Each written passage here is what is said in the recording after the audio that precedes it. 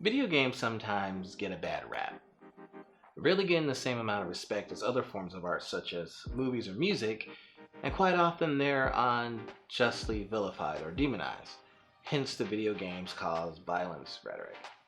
And for us gamers, we tend to forget amongst our constant debates over which console is better, and go over decision developers may or may not make, or our insatiable appetite for content, to just slow down and appreciate the game.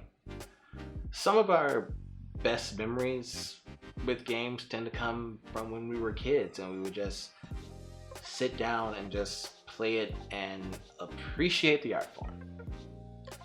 Video games, like any other form of art, can elicit some form of emotion. Despite its inherent competitive nature, video games can bring us together. So with that said, this is how video games help save my relationship.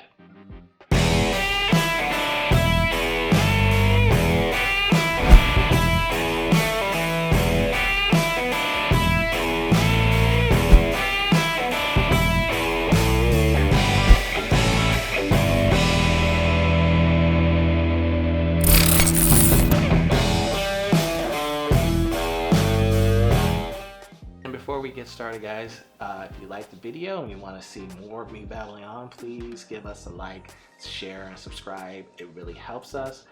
Trying to get to 1,000 subscribers, and we are so very close.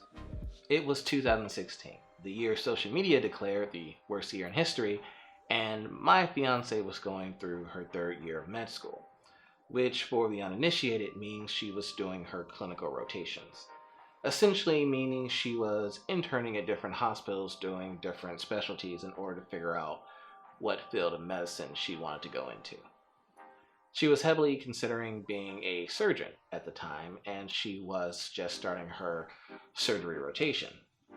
One of her main goals was to impress her preceptor because she wanted a letter of recommendation, which it's important to get a letter of rec from all your rotation, but it's especially important to do it with the preceptor of the field you plan on going into. Now, a preceptor is basically the doctor that acts as your teacher and boss while you're doing your rotation. This means you usually work when they do. That includes even when they're on call. And at this point, it's important to note that if you didn't already, surgery's hard. It's hard on you physically because you have to stand literally for hours, and it's hard on you mentally because, well, it's surgery. Most of us can't take apart a remote control and put it back together, let alone a human being. Too many parts. So needless to say, she was overworked and stressed. And as for me, well, I was working. You don't get paid while in medical school, and you can't work because you don't have time. And if you think we had money because she was in med school, no. The answer is no. So I was working. I used to do freelance video editing and graphic design. I still do. I just used to too. I was juggling 2 big accounts at the time. One was a study abroad company, and the other was a company that sold security cameras. These 2 clients were pretty demanding, and I'm talking about pulling all-nighters back to back. Admittedly, this was towards the end of the year, I believe, and I'm usually slow around that time, so I was pleased just to have work, so I might have let them take advantage of me a bit. We weren't spending any time with each other, and we each had things going on the other didn't know about. All of this caused a fissure in our relationship we didn't realize was there, and it was slowly breaking apart into a giant canyon. My depression was getting worse because all I did was cook, clean, and work, and so was hers because all she did was work. So I had suggested I wanted to get a gaming console a couple times, and one day out of the blue she mentioned she wants to play the puppy game.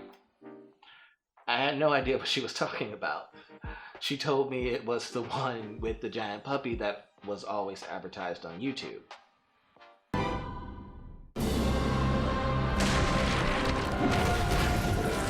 So after I realized it was The Last Guardian, we decided to go out and get a PlayStation and a few games.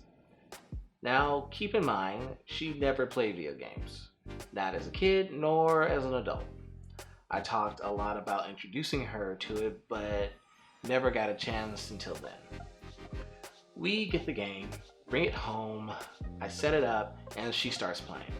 From the very moments the PS4 turns on and the game begins to load, she's hooked.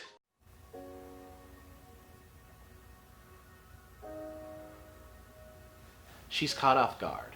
The imagery presented in the game combined with the music and the story creates a beautiful tapestry. She starts to fall in love with gaming and her giant puppy, and she smiles for the first time in a long while.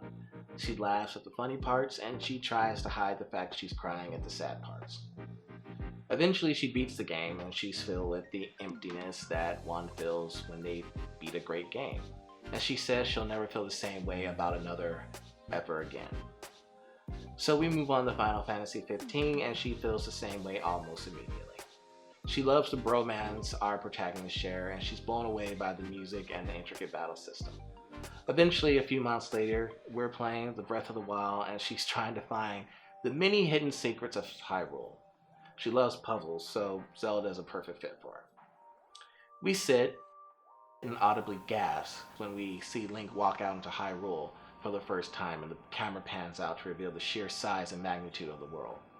Because like I said, Lydia isn't a gamer, so she asks me to help, which turns into me playing with her. Every boss defeated, every dungeon crawl, the laughs, the tears, the near rage quits, we did it together. After a long day, we would play games together to de-stress.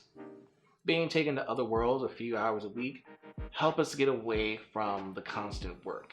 And eventually we realized just how much we had missed each other. Our anger and arguments weren't because we were mad at each other, it was because we missed each other. And playing the game, bonding, escaping into another world a couple hours a night helped remind us of that. And then eventually playing games turned into us streaming together, which led to even more hilarious moments. Hey, you fucking bitch! Sorry. And then I introduced her to Destiny. The first game where we truly got to play together, where it wasn't just exchanging controller back and forth. We started our own clan, spent probably not a healthy amount of time trying to complete day one raids, and failing. Hello darkness, my old friend. Because Destiny and games like it are so cooperative, it forced us to regularly work on an area of our relationship that's been difficult for us. And that was communication. As small or as silly as it might seem, coordinating with each other during the missions in Destiny really helped our communication outside the game. While playing, if one of us needs something, we know we need to express it because the other person isn't a mind reader. And in real life, if I die, she knows to revive me. Wait, I think I got that backwards. The same skills we build up in the game, we use in our day-to-day life. Playing together, working together, winning together, losing together, and it helped us remember who we are. Eventually, after we realized that we just missed each other, we were able to talk, and I was able to tell her how depressed I was, and she told me that she wasn't sure if she really wanted to be a doctor. Our relationship slowly started to mend. Now, I'm not saying gaming is solely responsible. We love each other, and we truly wanted it to work out, so we would have found a way one way or another.